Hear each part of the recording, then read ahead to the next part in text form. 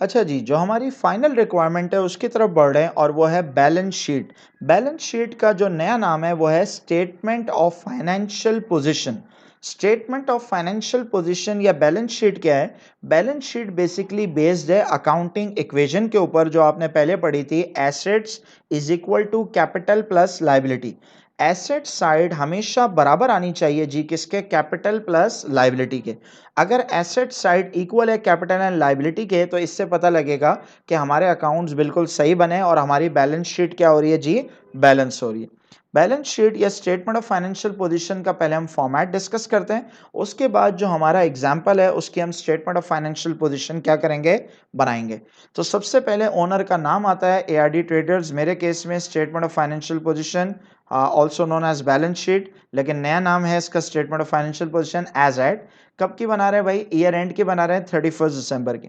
Accounting equation में सबसे पहले आता है एसेट्स, उसके बाद कैपिटल और फिर लायबिलिटी। सबसे पहले मैं हेडिंग डालूंगा एसेट्स की। बैलेंस शीट नॉर्मली 2 कॉलम्स में बनती है, लेकिन एडवांस लेवल पे वो 3 कॉलम में भी बन सकती है। और उसके बाद एसेट्स दो तरह के होते हैं, हमने पढ़े थे, एक नॉन करंट एसेट और एक current asset. Non current asset वो होते हैं जिनका परमानेंट नेचर है और जो हमने यूज के लिए लिए हैं, और करंट एसेट वो है जिनका टेम्पररी नेचर है और जो कैश है या जो चीज कैश में कन्वर्ट हो जाएगी, या जो गुड्स हैं वो हमने बेचने के लिए नियत से खरीदे हैं और जिसको इन्वेंट्री कहते हैं।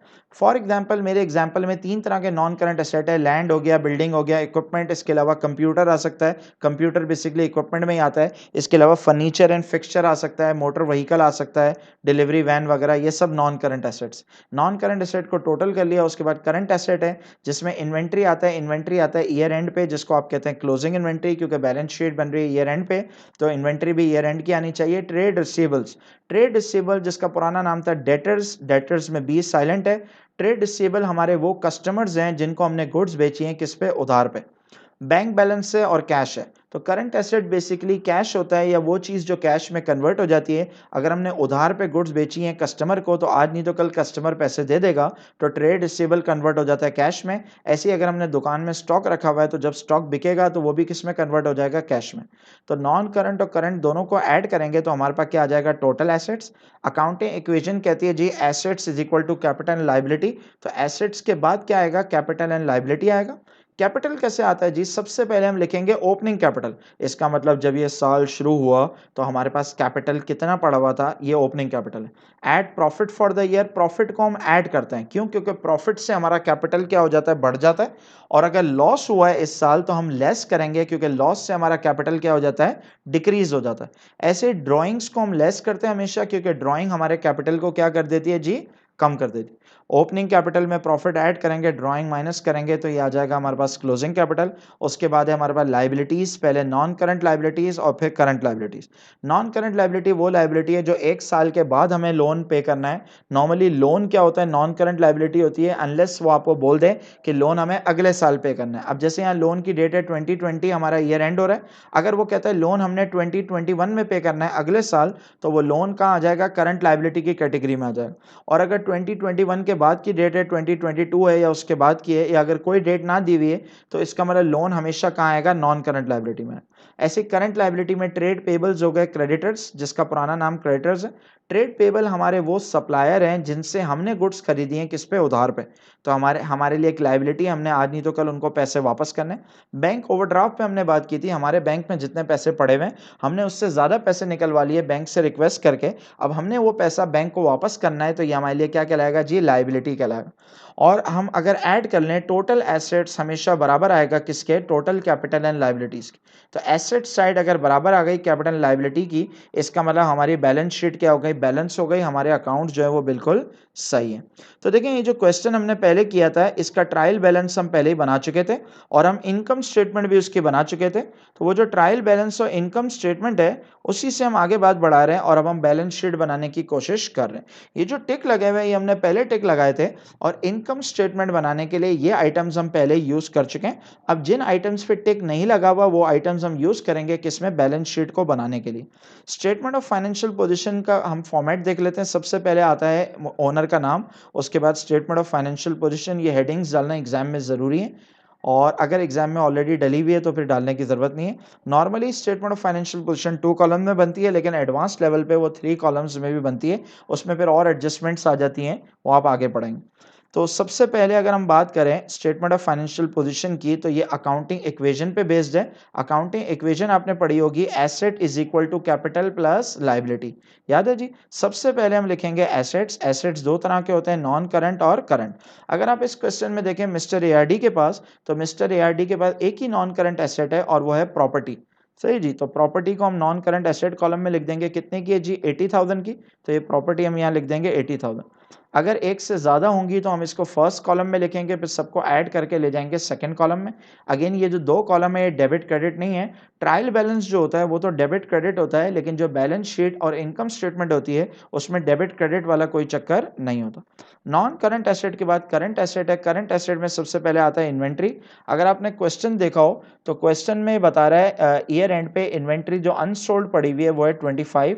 क्लोजिंग इन्वेंट्री हमने बात की थी, कभी भी ट्रायल बैलेंस में गिवन नहीं होती। क्लोजिंग बैलेंस इन्वेंट्री हम खुद फाइंड करते हैं। ईयर एंड पे दुकान में हम देखते हैं जो स्टॉक बच गया 31 दिसंबर या 30 जून, जो भी हमारा ईयर एंड है उसमें देखते हैं जो स्टॉक बच गया उस सारे स्टॉक को शेल्फ से हम निकाल के स्टॉक टेकिंग करते हैं और उससे हमें पता लगता है कि कितना स्टॉक ईयर एंड पे बचा हुआ है। तो मिस्टर एआरडी के पास स्टॉक बचा हुआ है $25,000 का। इन्वेंट्री के बाद आता है ट्रेड रिसीवेबल्स। ट्रेड रिसीवेबल हमारे वो कस्टमर्स हैं जिनको हमने गुड्स बेची है उधार पे। हमारे क्वेश्चन में एक ही ट्रेड रिसीवेबल और वो है जिमी। जिमी से हम कितने पैसे मांगते हैं भाई? जिमी भैया से हम पैसे मांगते हैं $20,000। तो ये ट्रेड रिसीवेबल में आ जाएगा। यहाँ पे हमें नाम लिखने की जरूरत नहीं है कि किस किस से पैसे मांगते हैं, हम टोटल लिखते हैं। अगर हमारे पास 10 कस्टमर्स हैं तो 10 का जो टोटल है ट्रेड रिसीवेबल का वो हम लिखेंगे, अलग अलग नाम से नहीं लिखेंगे। उसके बाद है बैंक बैलेंस। अगर आप देखें बैंक बैलेंस पॉजिटिव आ रहा है डेबिट साइड पे तो वो करंट एसेट में आएगा। बाद औक़ात ये भी हो सकता है कि बैंक का बैलेंस आ रहा हो क्रेडिट पे, तो वो बैंक हमारे लिए ओवरड्राफ्ट होगा, तो उसको फिर हम करंट लायबिलिटी में शो करेंगे। सही जी? उसके बाद कैश इन हैंड है हमारे पास, वो हमने लिख दिया। ये नॉर्मली ये 4 होते हैं करंट एसेट्स। तो इन चारों करंट एसेट्स को मैंने ऐड कर लिया। आप non current plus current asset दोनों को ऐड कर लें तो क्या आ जाएगा? Total assets. तो अगर आप देखें अकाउंटिंग इक्वेशन है asset is equal to capital plus liability, जिसमें से एसेट साइड तो हमने पूरी कर ली, अब बचा क्या? Capital and liability. सी और एल बच गया, तो हम हेडिंग डाल देंगे G capital and liability. Capital कैसे आता है? अभी हमने फॉर्मेट पढ़ा है एसओएफपी का, स्टेटमेंट ऑफ फाइनेंशियल पोजीशन का। सबसे पहले आता है जी ओपनिंग कैपिटल। इसका मतलब जब ये साल शुरू हुआ तो हमारे पास कितना कैपिटल पड़ा हुआ था। अगर आप देखें ट्रायल बैलेंस में जो कैपिटल दिया हुआ होता है वो हमेशा ओपनिंग होता है, कभी भी क्लोजिंग कैपिटल गिवन नहीं होता। क्लोजिंग कैपिटल हमेशा हमें क्या करना होता है? फाइंड करना होता है। तो देखें ओपनिंग कैपिटल कितना दिया हुआ है ट्रायल बैलेंस में, ये है 200,000। इसका मतलब जब ये साल शुरू हुआ तो हमने बिजनेस में कितना पैसा इन्वेस्ट किया था जी? 200,000। उसके बाद ऐड करेंगे इसमें प्रॉफिट फॉर द ईयर। इसका मतलब इस साल हमने कितना प्रॉफिट कमाया है, ये कहाँ से आया था? ये हमने इनकम स्टेटमेंट से फाइंड कर लिया था। और इनकम स्टेटमेंट जो हमने बनाई थी इसी क्वेश्चन में, उसमें प्रॉफिट आ रहा था 41875। अगर पॉजिटिव आ रहा है तो ये कहलाएगा हमारा प्रॉफिट, और अगर नेगेटिव आ रहा होता तो ये क्या कहलाता है? ये हमारे लिए कहलाता है लॉस फॉर द ईयर। तो लॉस को हम क्या कर देते? लेस कर देते। ओपनिंग कैपिटल में हम ऐड कर देंगे अभी प्रॉफिट फॉर द ईयर, क्योंकि प्रॉफिट हमारे कैपिटल को बढ़ा देगा। लेस हम कर देंगे ड्राइंग्स। अगर आप देखें ट्रायल बैलेंस में हमारी ड्राइंग दी हुई है और ड्राइंग डेबिट साइड पे दी हुई है 2500। चाहे हमने ड्राइंग किए कैश फॉर्म में, चाहे हमने ड्राइंग किए चेक फॉर्म में, चाहे हमने ड्राइंग किए गुड्स फॉर्म में, सारी ड्राइंग्स को प्लस करके हम यहाँ पे लेस कर देंगे। तो साल के शुरू में इतना कैपिटल पड़ा हुआ था, प्रॉफिट से कैपिटल बढ़ गया और ड्राइंग से कम हो गया, तो एंड में इतना कैपिटल बच गया। ये क्लोजिंग कैपिटल कहलाएगा। साल के एंड में बिजनेस में हमारा स्टेक, हमारा जो इन्वेस्टमेंट है वो इतनी है 239,375। और एसेट साइड भी हो गई जी, कैपिटल साइड भी हो गई, आखिरी रह गई लायबिलिटी। पहले नॉन करंट एसेट आए थे, बाद में करंट एसेट। ऐसे ही पहले नॉन करंट लायबिलिटी लिखेंगे, बाद में current liability. Non current liability एक ही है, लोन फ्रॉम जेम्स। हमने बात की जी अगर लोन में कोई डेट ना दी हुई हो तो हम हमेशा अज्यूम करेंगे ये लोन क्या है? ये नॉन करंट लायबिलिटी है। सही है जी? तो लोन फ्रॉम जेम्स आ रहा है हमारे पास, और अगर वो बता दे कि लोन हमने जेम्स को पे करना है अगले साल 2021 में, तो फिर ये लोन नॉन करंट लायबिलिटी की हेडिंग में नहीं आएगा, बल्कि वो करंट लायबिलिटी में है। करंट लायबिलिटी की अगर हम बात करें उसमें आ गया ट्रेड पेबल्स। अगर आप देखें जी ट्रेड पेबल हमारा एक ही है और वो है डिसूजा। डिसूजा से हमने गुड्स खरीदी हैं और देखें सब पे टिक लग चुका है, एक ही आइटम पे टिक रह गया है, एक डिसूजा और एक पीटर। सही जी? ये पीटर और डिसूजा ये हमारे लिए क्या है? ये करंट लायबिलिटीज हैं। तो एक हमने डिसूजा को पैसे देने, 12,500 और एक पीटर को पैसे देने हैं जो हमने उससे शॉप खरीदी, दोनों हमारे लिए करंट लाइबिलिटीज हैं, तो ये हमने ट्रेड पेबल में लिख दी। अब बैलेंस शीट बैलेंस कब होगी जी? बैलेंस शीट बैलेंस उस वक्त होगी जब एसेट साइड बराबर आनी चाहिए किसके, कैपिटल एंड लायबिलिटी। देखें टोटल एसेट्स में निकाल चुका हूं, अब मैं closing capital, non current liability और करंट लायबिलिटी तीनों को ऐड कर दूंगा, तो ये बराबर आना चाहिए किसके, ये बराबर आना चाहिए हमारा एसेट साइड के। तो अगर एसेट साइड इक्वल आ रही है कैपिटल एंड लायबिलिटी, इसका मतलब हमारी बैलेंस शीट जो है वो कंप्लीट हो गई जी। अल्हम्दुलिल्लाह जी, हमने पूरी अकाउंटिंग साइकिल को डिस्कस कर लिया। सबसे पहले we started off with a transaction. जब भी हम कोई चीज़ बाय या सेल करते हैं तो वो कहलाता है ट्रांजैक्शन। वो ट्रांजैक्शन हुआ या नहीं हुआ उसका प्रूफ क्या है, उसका एविडेंस क्या है, वो कहलाता है सोर्स डॉक्यूमेंट। हमने डिस्कस किया भाई इसमें सेल्स इनवॉइस आ गया, purchase invoice, credit note, cheque counterfoil, ये सारे हो गए हमारे सोर्स डॉक्यूमेंट्स।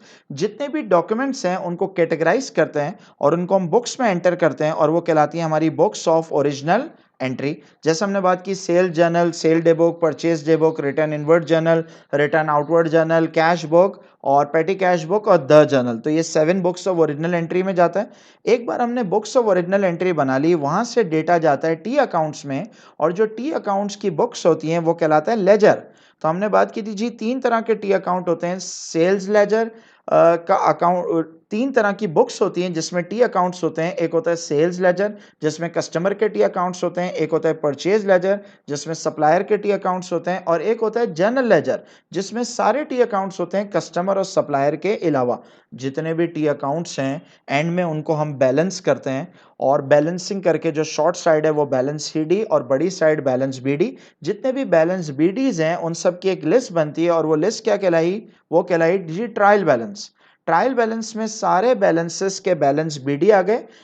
एईडी हमने पढ़ा एसेट एक्सपेंस और ड्राइंग का नेचर डेबिट, और एलआईसी पढ़ा लायबिलिटी इनकम और कैपिटल का नेचर क्या है जी क्रेडिट। एक बार हमने ट्रायल बैलेंस बना लिया और फाइनली हम ट्रायल बैलेंस की मदद से क्या बना सकते हैं, फाइनेंशियल स्टेटमेंट्स। फाइनेंशियल स्टेटमेंट्स में हमारी आ गई इनकम स्टेटमेंट और बैलेंस शीट, और इस तरीके से इस पूरी अकाउंटिंग साइकिल हमारी कंप्लीट हो गई। आई होप आपको अकाउंटिंग फॉर बिगिनर्स से कुछ नई चीज़ें सीखने को मिली, और अगर आपको इस कोर्स को बेनिफिशियल आपको लगा तो ज़रूर इसको दूसरे लोगों के साथ शेयर करें। जज़ाकल्लाह जी।